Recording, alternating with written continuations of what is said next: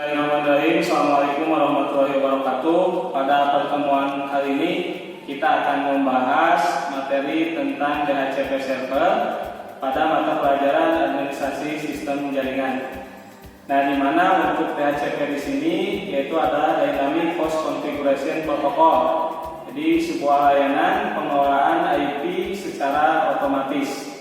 Nah, kemudian untuk metode pembelajaran yang akan kita gunakan adalah kita akan menggunakan metode Problem Based Learning atau PBL dengan studi kasus optimalisasi infrastruktur jaringan di perpustakaan. Nah, adapun alat dan bahan yang akan kita gunakan yaitu diantaranya yang pertama adalah grid tool. Ini adalah fungsinya untuk memotong, mengupas kabel UTP. Ya, kemudian yang kedua yaitu di sini ada konektor RJ45 ya, di mana ini nanti akan digunakan untuk pemasangan sistem pengkabelan pada kabel UTP. Dan kemudian yang ketiga yaitu ada kabel UTP. Ya, ini adalah nanti kabel yang akan kita gunakan sebagai media penghubung. Kemudian yang keempat yaitu adalah router ya, atau router board yang kita gunakan di sini adalah mikrotik. Nah, di sini nanti yang akan dikonfigurasi yaitu adalah IP address, kemudian DHCP, kemudian hotspot, manajemen bandwidth, kemudian manajemen user. Kemudian yang terakhir itu adalah di sini ada LAN tracer. Ya, jadi fungsi dari LAN tracer di sini yaitu adalah untuk mengecek apakah sistem pengkabelan yang dibuat itu sudah berhasil atau tidak. Itu saja materi yang bisa saya sampaikan untuk persiapan alat dan bahan. Jadi saya cukupkan sekian. Terima kasih. Assalamualaikum warahmatullahi wabarakatuh.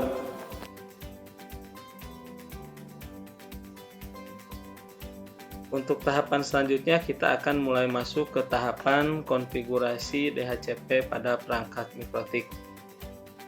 Nah, di sini untuk mengkonfigurasi perangkat mikrotik kita membutuhkan aplikasi yang namanya Winbox. Nah, di sini saya udah ada aplikasinya. Kemudian kita coba buka, kemudian pilih Run. Nah, di sini pastikan bahwa perangkat mikrotik kita itu sudah terhubung dengan laptop atau komputer yang kita gunakan. Nah, di sini saya menggunakan Ether 2 yang ada pada mikrotik untuk dilakukan konfigurasi.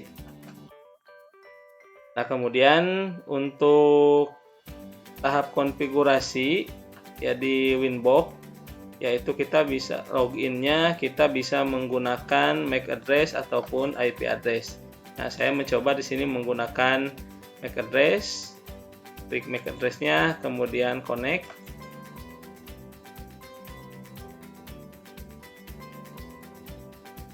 Nah, ini adalah tampilan dari Winbox. Nah, kemudian yang selanjutnya yaitu pastikan bahwa jalur internet yang dari ISP itu masuk ke Ether 1. Nah, kemudian konfigurasi yang selanjutnya yaitu kita akan melakukan konfigurasi DHCP client untuk Ether 1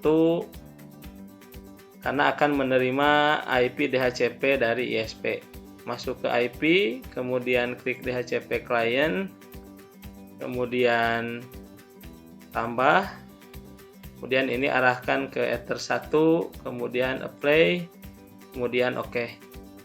Nah, kalau tampilannya seperti ini, tinggal diklik, kemudian di checklist, kita aktifkan. Nah, dan statusnya sudah bound, ya ini artinya bahwa Ether 1 itu sudah menerima IP dari ISP.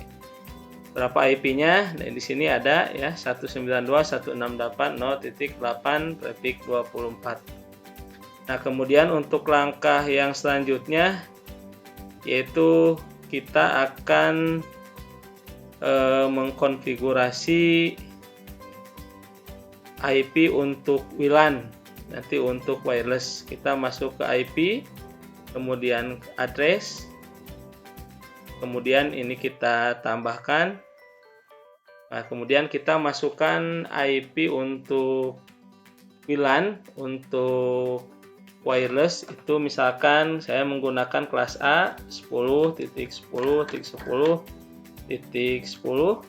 traffic 24. Kemudian ininya arahkan ke WLAN 1, kemudian apply, kemudian oke. Nah, setelah ditambahkan, ini ada tanda merah, ini artinya bahwa wirelessnya itu belum diaktifkan. Nah, untuk mengaktifkan wireless, kita masuk ke menu wireless, kemudian klik WLAN, kemudian kita checklist, maka di address list itu IP WLAN itu sudah hitam ya, artinya berarti ini sudah aktif. Nah, kemudian untuk konfigurasi SSID pada wireless ya, SSID itu bisa disebut sebagai penamaan pada sebuah wireless. Tinggal diklik, di double klik. Kemudian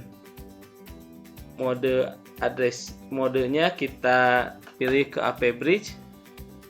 Nah, di sini SSID-nya misalkan ruang perpustakaan. Ruang perpustakaan. Nah, di sini yang selanjutnya kita apply, kemudian oke. Nah, selanjutnya setelah dikonfigurasi untuk wireless, ya kita konfigurasi untuk pengaturan NAT, Network Address Translation ya. Jadi artinya fungsi dari NAT ini yaitu untuk menghubungkan jaringan lokal dengan jaringan publik ya, atau dengan internet. Nah, kita masuk ke IP, kemudian ke firewall, kemudian pilih NAT, kemudian kita tambah, kemudian pilih ke menu general, sign-nya source NAT, kemudian yang kita edit itu ada di out interface, ini sumber internetnya kita arahkan ke Ether 1. Kemudian untuk actionnya kita pilihnya adalah mesh query. Kemudian apply, kemudian oke.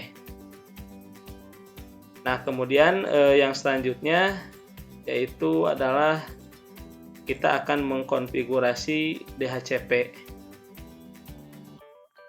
Masuk ke IP, DHCP server, kemudian DHCP setup. Ini arahkannya ke WLAN 1, kemudian next. Ini adalah rank IP nanti akan diberikan kepada klien karena fungsi DHCP kan Dynamic Host Configuration Protocol. Jadi artinya sebuah layanan yang memberikan IP secara otomatis dari server kepada klien.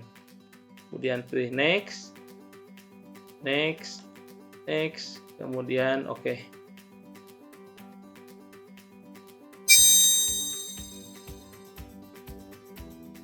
Langkah selanjutnya setelah dikonfigurasi DHCP server, yaitu kita akan melakukan pengujian ya, atau pengecekan terhadap hasil dari konfigurasi yang sudah dibuat.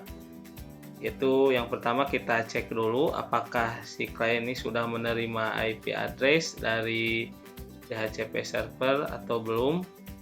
Kemudian kita lakukan koneksi jaringan ya, kita aktifkan wirelessnya, ke menu wireless. Nah, di sini ada SSID yang tadi sudah kita buat, ada ruang perpustakaan. Kita arahkan, kemudian kita connect. Nah, di sini statusnya adalah udah connect ya, sudah connected. Nah, kemudian untuk mengetahui berapa IP address yang diberikan dari DHCP server, kita masuk ke properties.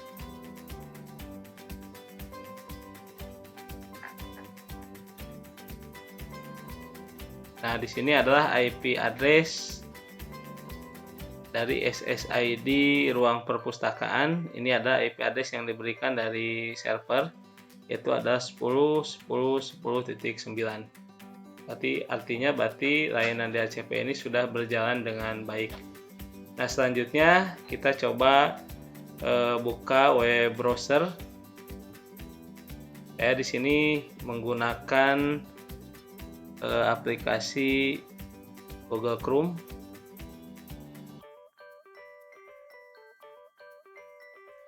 Kemudian coba kita buka salah satu website, misalkan YouTube. Atau coba kita buka detik.com. Nah, kalau sudah tampil seperti ini, berarti konfigurasi yang tadi sudah dilakukan, dari mulai setting IP address, kemudian juga koneksi internet, NAT, kemudian wireless dan DHCP server, itu berarti sudah berjalan dengan baik. Mungkin itu saja yang bisa saya sampaikan. Mudah-mudahan bermanfaat bagi semuanya. Terima kasih. Assalamualaikum warahmatullahi wabarakatuh.